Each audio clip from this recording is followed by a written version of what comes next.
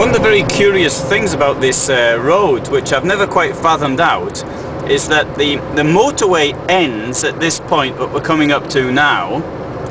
Now, whereas clearly a motorway is planned further on to be, even to be here to be built, I have reason to believe that this has been held up by ecologists or people who have refused permission. Now, I don't know why only here it's actually been refused permission, although it's a lovely area, it's very pleasant, but at the same time it's not, I don't know, maybe it's not the motorways have been built in more attractive areas than this. And anyway, so it's been held up, it's been stopped, and it's been like this ever since I can remember. So I've been coming here for, what, 7 years or so now, and all the time I'm expecting to see the motorway a bit more built, and it's not. And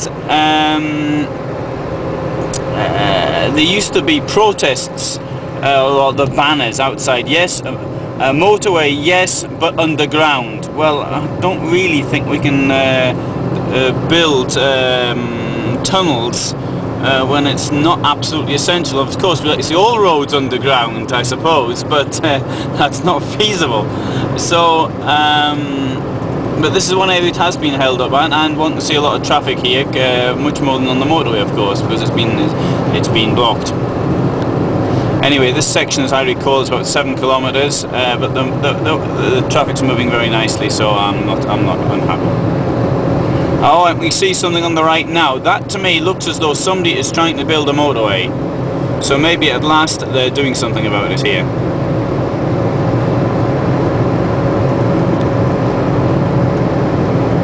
But here, one can see there's absolutely no reason for not to build a motorway. The land's relatively flat and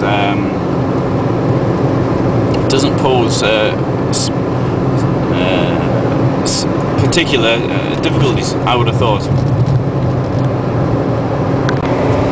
So after a brief interlude, a few minutes with no motorway, we're back on the motorway, but it seems they're now building it.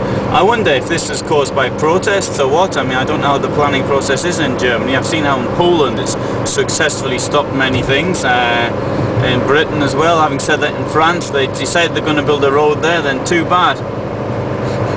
They do it, no matter what. Which is probably the best way, in all honesty, in view of everybody's interest. So now there's the first wonderful views of the Alps. It's now quite clear.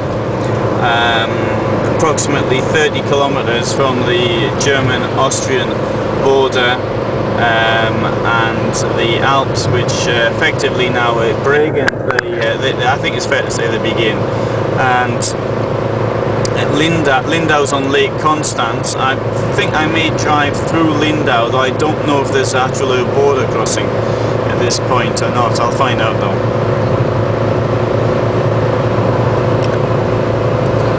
Try a new route, rather than go through the city tunnel at Bregenz and then swing into Switzerland or the Liechtenstein.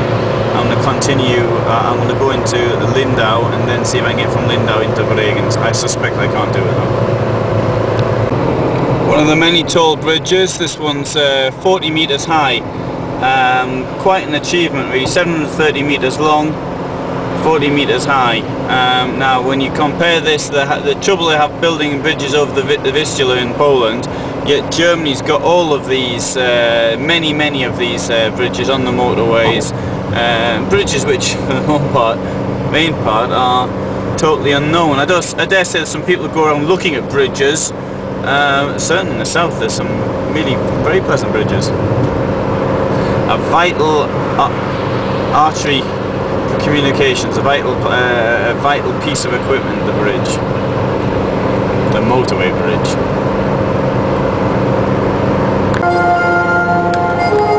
The journey into the Alps.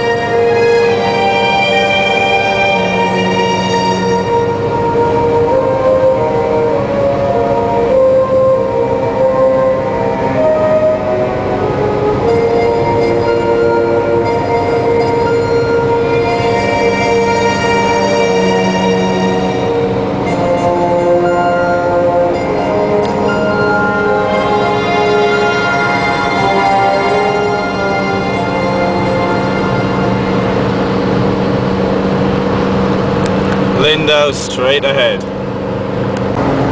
So now I'm going to take the turn off to Lindau, straight on, 2 kilometers, that's Bregenz. Bregenz is the other side of the mountain, which is straight ahead of me now. And I'm going to see if I can drive around the lake into Bregenz like that.